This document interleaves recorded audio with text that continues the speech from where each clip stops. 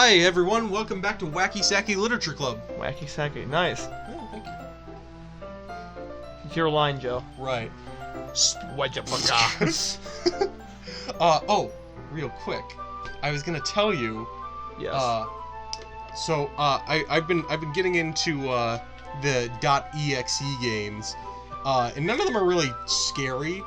But someone remade the classic Sonic .exe, which is like what they're all basically trying to copy. And they actually made it somewhat scary, which is kind of cool. Okay.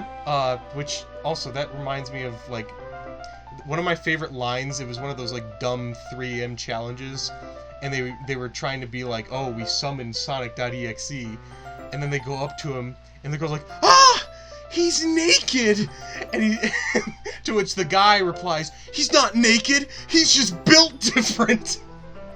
But anyways, I digress. Upon watching some of those .exe things, I found one. It's not a .exe game, but it is a game that I think we should play.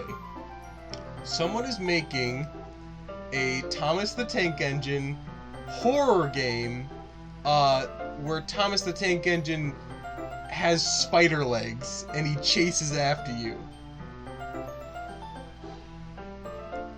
You give me a name, I'll look into it. Right? And the Sonic.exe thing reminds me. So I remember there was I think this was Metroid Dread, where Chris was talking about like, it's like you know what's really polluting the minds of the youth nowadays? Video games. And I'm just like, yes, Chris, please tell me how video games are poisoning our youth on this, our video game channel. And he actually had a few good points where he was talking about like, well, it's like, you heard of Poppy Playtime, right? Yeah. Yeah. So with that one, some kids were telling other kids that Huggy Wuggy was in the vents and would like grab you in the bathroom. Like Richard. Yeah, like Richard. It was like an active pandemic at the school. It was a real problem. He's like, no. I have that with I think it's less so the video games themselves, because I don't think, well, they certainly have like a childlike look to them.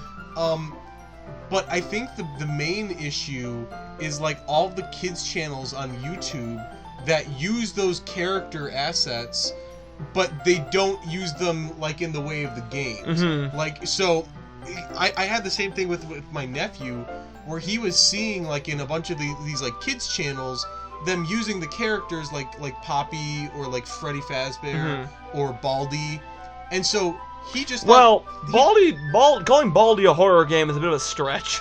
I mean, but for someone that age, it could be a little bit frightening. Yeah. She's a teacher going to clap your ass. But yeah, that is pretty frightening. But the thing is, they're not portraying them like how they are in the games. They're portraying them as these like fun, lovable characters. So when these kids actually see what they're really like, I mean, hell, they even sell like plushes of them at the mall. Oh yeah, I saw the Sonic. Like Chris was talking about how one of the kids in his class had a Sonic EXE plush, and he's like, "Where the hell do you even get that?" And honestly. And then I'm in the mall. I'm like, "Hey Chris, I found where he got it." Oh, and like all the claw machines. Yeah, like Six Flags and such. You can get like the cutesy versions of the FNAF characters. Yeah. They don't know that that's not what they normally look like. Yeah. Anyways, you should probably play the game. What? It's your line, Joe. Beyond the forest pasture, I can take you there if you so choose. But what about God's light in heaven above? Your God has long abandoned you. It is for that reason alone that my tracks still push me forward. Anyways. Yeah. Oh, right. So, I'm still impressed. Oh, right. Ah, well, thanks, Yuri. You should play something for us sometime. That's... Monica looks at me. Well, I'm working on writing a song. Oh, that'll come in later. I think so. But it's not quite done yet. Maybe once I get a little bit better, I will. That sounds cool. I look forward to it. Is that so? In that case, I won't let you down, Smurd. Monica smiles sweetly after shoving Yuri and Natsuki into the closet. Ah? I didn't mean any pressure or anything like that. What is that? It's my sweet smile. I don't think so. It shouldn't be. Don't worry. I was hoping that I could share it with you anyway. We're not talking about the song, are we, Monica?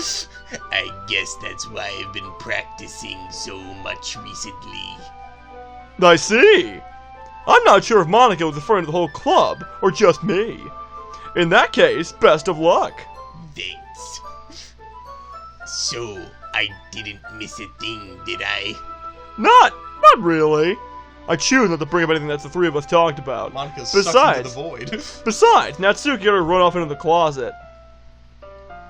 Smurd, since your compliment put me in such a good mood, I was wondering if you would like to spend some time together today. I mean, in the club. I'll be in your club. Popping bottles full of bub. What? It's a song. Ah, I suppose so. I don't think I can say no to you after you gave me that book to me. Well, I guess I need to make sure Natsuki isn't waiting for me. After we finished reading yesterday, She's fine. She's reading over there, see? Don't think about her so much. You're used to being ignored. Come on, we're going over there. Okay, Yuri. What's the story about, anyways? It's about a cat named Garfield. Well, I look at the cover of the book. There's a big fat orange cat on top. It's titled The Portrait of Garfield. There's an ominous-looking cat on the symbol of the front cover. Basically, it's about a religious cat that was turned into a human experiment prison. The cat was turned into a prison! And the people trapped there have this trait that turns them into killing machines with the lust for blood. But the facility gets even worse once Odie shows up. Don't get me started with the normal arc. And they start selectively breeding people by cutting off their limbs and affixing them to... Oh ho! Oh ho! That might be a little bit much of a spoiler. But anyway, I'm really into it. The book, I mean. You're into... Not you. Or the killing people and affixing them to... I'm really into it. Wow, That being your ass. You were saying? Never mind, she pointed it out anyways. Oh. Not the thing about the limbs. That's kind of... Oh. That's kind of dark, isn't it? Yuri made it sound like it was gonna be a nice story, but that dark turn came from nowhere. Are you not a fan of that sort of thing, Smurd? Hell no!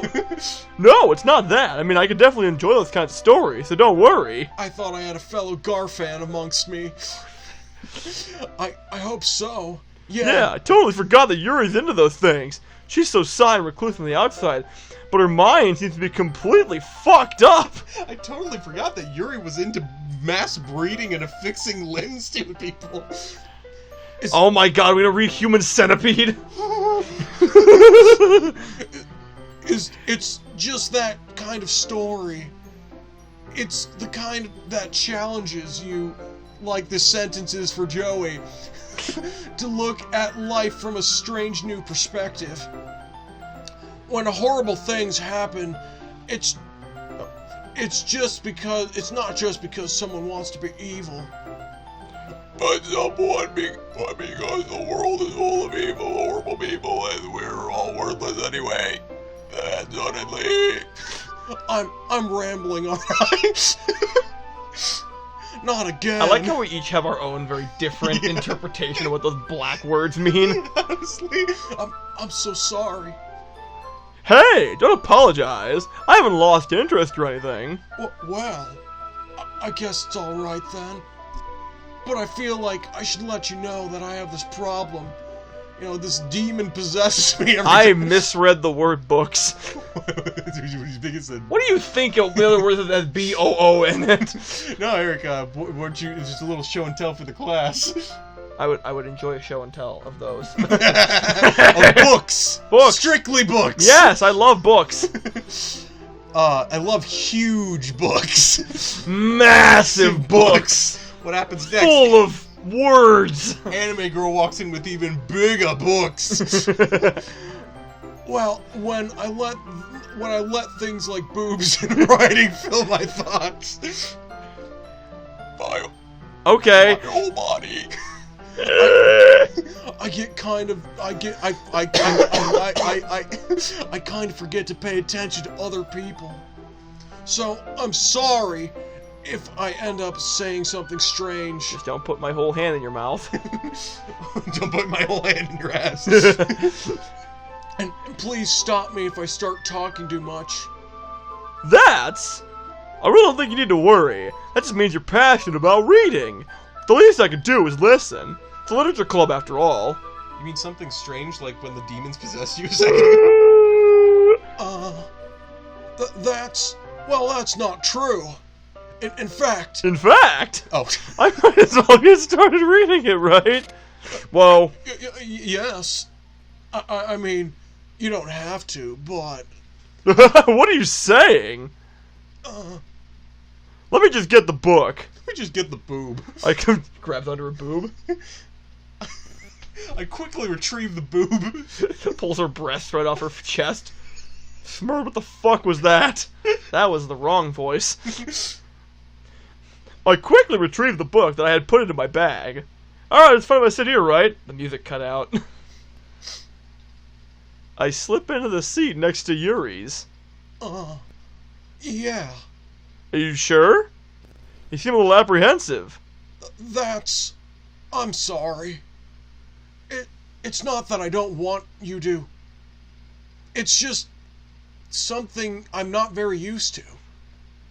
That is, reading in the company with somebody. I see. Well, just let me if I end up I can't laugh. I do Just tell me if I end up distracting you with something. Alright. I open the book and start the prologue. I soon understand what Yuri means about reading in company. It's as if I could feel her presence over my shoulder as I read. Also, her breathing is really hard. It's not a particularly bad thing, maybe a little distracting, but the feeling is somewhat comforting. Yuri is in the corner of my eye. I realize that she's not actually looking at her own book. I glance over. It looks like she's reading from my book instead. Sorry. I was just thinking. What the fuck? Yuri, you really apologize a lot, don't you? I do. I don't really mean to. Sorry. Stop fucking apologizing! I mean, sorry for apologizing. Fuck you! Here, this should work, right? I slide my desk up until it's against Yuri's, then I hold my book more between the two of them. Sounds like King Candy. I was trying to transition it. I suppose so. Yuri timidly closes her own copy. Once we lean in a little bit, our shoulders are almost touching. It feels like my left arm is in the way, so I use my right hand to hold the boob open. I guess that makes it kind of difficult to turn the page. Here. Yuri takes her arm and holds the left side of the book between her thumb and forefinger. What's the left side of the boob? I do the same with my right arm, and on the right side of the book. That way I turn a page, and Yuri slides it under her thumb after it flips to her side. But holding it like this, we're huddled even closer together than before. It's actually kind of distracting me. It's as if I can feel the warmth of Yuri's face and see in the corner of my vision. Are you ready? Don't you look at me with those big old eyes. Eh? It's your turn to turn the page. Sorry. think I got a bit distracted there for a second. And we'll have to get distracted next time. I'm always fucking distracted.